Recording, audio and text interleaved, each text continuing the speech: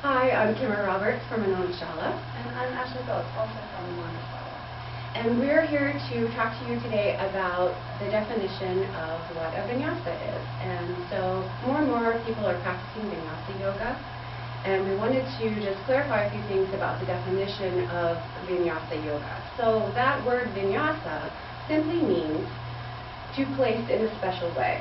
And it's a Sanskrit word, and what it actually entails is that you can move through a vinyasa in any way that you like. There's no rules. There tends to be some confusion, and when you first start practicing yoga, you may see people doing all kinds of different things in a vinyasa class. And so we just want to make sure that you know all the different options that are available to you when you are practicing vinyasa yoga. So the first thing we're going to do is show you what most commonly you see on, let's say, a videotape. You see this a lot on P90X, and you might see it on all the TV channels. Moving through a vinyasa, the most common vinyasa you see is moving from downward dog and then rolling out into plank. Ashley's demonstrating.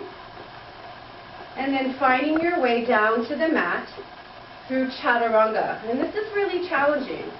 Ashley's very good yogi, and she's been practicing a long time, so this is easy for her. Then she comes into upward dog and then moves back into downward dog. So this is what you see all the time. And this is something that I feel is really complicated to learn all the idiosyncrasies of it, and it takes time. And so the next way that you can modify your vinyasa would be to roll out into plank again, and then lower your knees. And now Ashley's going to keep her body in a straight line. Even though her knees are down, she's sort of mimicking exactly what she just did in chaturanga with the legs straight. And now she's going to hover down and then rise all the way up into cobra. So see how her legs are down this time rather than lifted off the mat. And then she pulls back into downward dog. Still, both of these ways of moving through vinyasa are very challenging, especially for a brand new person, anyone with wrist injuries. So we're going to show you a couple of other options for moving through your vinyasa. And the first thing that Ashley's going to do is move from downward dog, and now she's just going to lower her knees and press back into balasana, or wisdom pose. So here's a real simple way to just skip all of the vinyasa. Now you could stay right here, or if you wanted, you could come onto your belly. So Ashley will show you could stay there, or you could come down onto your belly and come up into cobra, a low cobra, and then move back into downward dog, staying on the knees first. Good. And then press back into downward dog. So that's one option. Another option would be to come all the way back down onto your knees, and then walk your hands all the way out in Anahatasana. So this is a little different. It's a nice opening for her chest. And now she's going to come onto her forearms and glide forward onto her belly. And then bring her hands under the shoulders and rise up, cobra.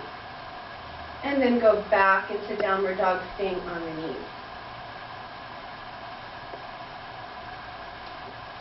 The third option is going to be even more of a simpler technique. So she's going to come back into hands and knees. And this is for someone who doesn't really have the upper body strength to come all the way down to the mat. She's going to move back and forth between cat and cow, and she's going to arch and send her heart forward away from her tail, and then round and coil in through her belly. And feel the different contractions and expansions that are so nice to experience in yoga without having to come all the way down onto the belly. And then from here, you can just go back and forth as many times as you like, and then just press right back into downward dog. Good. And so the final option, which is one of my personal favorites, especially when I haven't been practicing a lot, is just to completely skip the vinyasa altogether. And so she could just stay right here in downward dog and enjoy just feeling her breath rise. So she's going to breathe into my hand and then exhale, feel length in her spine. Maybe she could do some different things like pedal her feet or lift up and down or move around in any way that she likes. Okay, and then she's going to come down all the way to her knees again.